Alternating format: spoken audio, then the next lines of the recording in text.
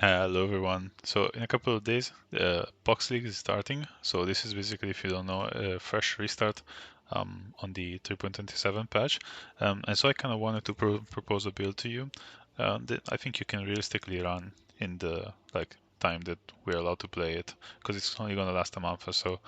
So what I'm proposing here is a modified version of a PoE Guy's Shrapnel Ballista guide, which I've taken and I think I've managed to make it quite a bit cheaper to assemble, and at the same time to produce quite similar results. And so if you look at ES POB, basically, which is what I'm showing here, as you can see, we have about 40,000 or so max hit for physical, for elemental, sorry, and 14k for physical, with a bunch of random stuff.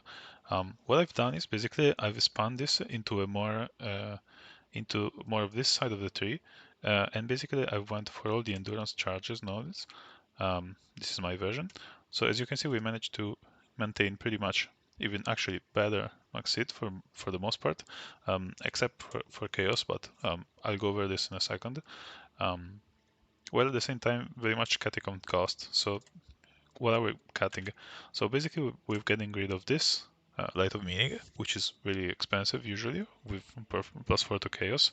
Um, and of course, in my version, I'm also not using some of the expensive jewels that he has, like here, this Emperor Majesty, which is also another 15 to 20 divines or something, even more than that usually. Um, this is also perfectly rolled Rhino Splinters, which you're not gonna get, of course, um, at least not for cheap. Um, So yeah, basically by changing stuff around, mostly changing my flasks. Oh, also yeah, I forgot to flag the flasks for his version. So excluding Progenesis, which is another basically 100 divines or so, we're still looking at very much similar max hits. The only thing I'm missing currently is Chaos Resistance, but this is because my Watcher's Eye is a very bad one, rolling where is it? There it is. I'm just rolling armor and extra physical damage reduction while affected by determination. This is totally not particularly relevant. If I add chaos resistance while affected by purity of elements here, which is still a reasonably cheap um, Watcher's Eye, that will max out my chaos resistance and we will be perfectly in line. And so we're looking at very similar max HP, like 400 less or so, and a very similar strength numbers. And the way I'm achieving this is through a couple of things. So first of all, I'm cutting on the rings. As you can see, he's using these rings with the 7% increased strength implicit. These tends to be pretty expensive. Instead, the way I'm basically bypassing this is by going for cogwork rings. The base for this can be bought for like 50 chaos at league start. And then what you basically want to do is just spam the strength essence until you get some useful stuff. Like as you can see here I rolled tier 1 to all years. And then you basically lock and reforge chaos. And like both of these things are like, I don't know, 5 to 6, 7 divines maybe to fully craft it by yourself. And they produce some very similar strength number to the implicit strength rings. As you can see, we're only missing like 90 or so strength from everything. But we get to skip on these, which are like, I don't know, 20, 30 divines or something. Especially because he's also got pretty good rolls on them as well. So yeah, we basically cut through a lot of it, and by going through this path, we grab all of these nodes, which all give 10 strength each, which of course is very beneficial to us. And also another tech that I wanted to highlight, I have here this Megalomaniac. There are actually a lot of useful combinations that we can do because there is basically um, no build that wants to run Wall of Muscle and doing Composure, and some of the like either strength or projectiles um, notables that can roll on this. So you can basically find like here, this is useless, but like for a somewhat reachable price, I've saw a lot of them on the market that are like martial mastery or like projectile related stuff that will be useful there. And these can also could be bought for like, I don't know, under 10 divines basically, and they are extremely strong. Like, yeah, if you want to scale this build further, I would basically suggest sort of rolling back from these big clusters with a lot of points and going more into like multiple dual sockets and multiple I like voices for instance setups, and running multiple of these because each one allows you to run another Wool of Muscle. And then you can run Wool of Muscle, Martial Mastery for like strength and attack speed. And then another useful modifier of whatever kind, like more resistance is another one that gives strength. Like there's a bunch of stuff that can roll here basically. So moving on quickly into game. So this is the character that I was doing this test on. As you can see, we're level 94. The only thing I'm missing currently is these last 2 points that I've put in the POB to reach another one free totem basically. And yeah, we can maybe take a look at a quick map basically to showcase some gameplay. I don't know, let's do a random tunes or whatever.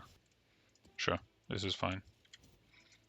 Yeah, let's do some boss rushing. So what you do, you place your totems, you run. Yeah, and they do all the work. So it is pretty decent. It is pretty good DPS for like the amount of money you've invested into it. And yeah, basically we're just running through stuff.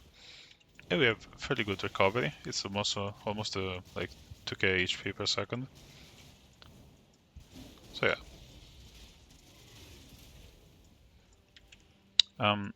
You can do most of the content in the game. Like for the T17 maps, you can do them.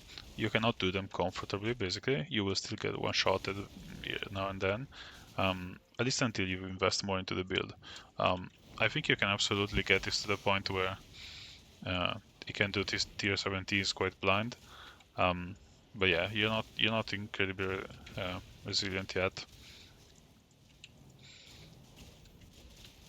But still, like I think the setup I've shown can be like put together for less than like I don't know 40 or 50 divines or something.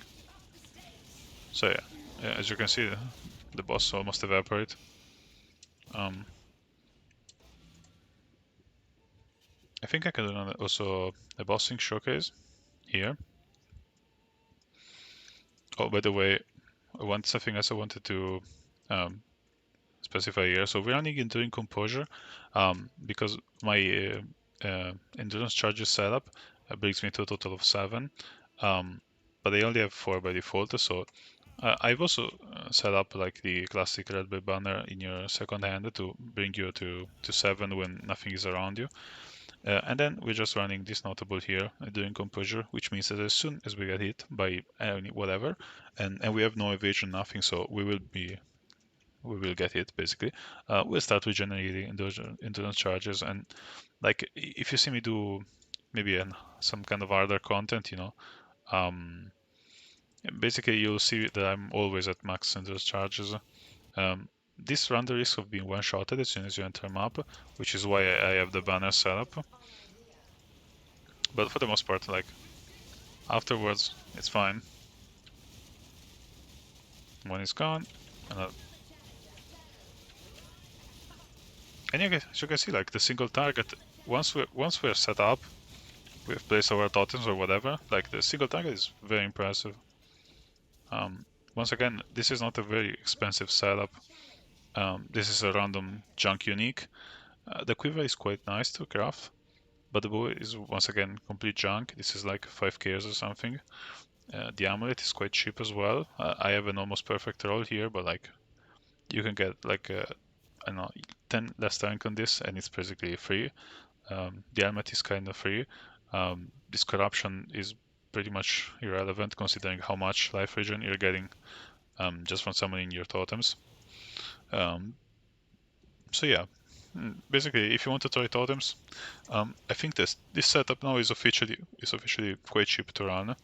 Of course, triple alley flask. And yeah, so if you want to give it a spin, enjoy it. This will probably be my build for the Phox League as well, just to see how much it performs on a fresh start, basically. So bye bye.